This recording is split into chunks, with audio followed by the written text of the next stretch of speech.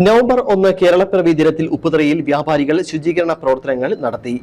Unit president Sibi Muthumakuzhi ശുചീകരണ യജ്ഞം ഉദ്ഘാടനം ചെയ്തു.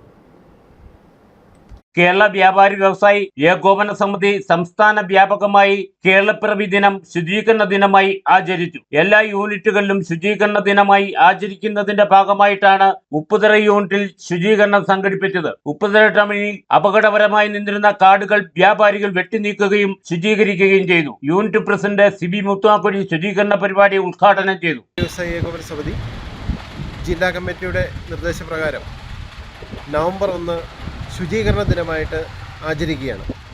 ഉപ്പുതറയിൽ ഞങ്ങൾ വ്യാപാരികളെല്ലാവരും കൂടി ഗവൺമെൻറ് ഹോസ്പിറ്റലിൻ്റെ അവിടം തൊട്ട് ടൗൺ വരെയുള്ള ഭാഗങ്ങൾ ക്ലീൻ ചെയ്യാനാണ് ആദ്യം ഉദ്ദേശിച്ചിരുന്നത്, കാടുകൾ വെട്ടുന്നതിന് വേണ്ടിയിട്ട്. അത് കഴിഞ്ഞ ദിവസം PWD ഡിപ്പാർട്ട്മെൻറ്റിൻ്റെ ആൾക്കാരത് വെട്ടിയതിനാൽ ഞങ്ങൾ വ്യാപാര ഭവനും ടൗണുമായിട്ട് ബന്ധപ്പെടുന്ന പ്രദേശങ്ങൾ ക്ലീൻ ചെയ്യുന്നതിനും അതുപോലെ തന്നെ ആ ഓടകൾ വൃത്തിയാക്കുന്നതിനും ഞങ്ങൾ തീരുമാനിച്ചു.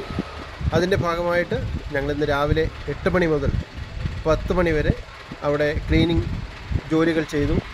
എല്ലാ വ്യാപാരികളും ആത്മാർത്ഥമായിട്ട് സഹകരിക്കുകയുണ്ടായി.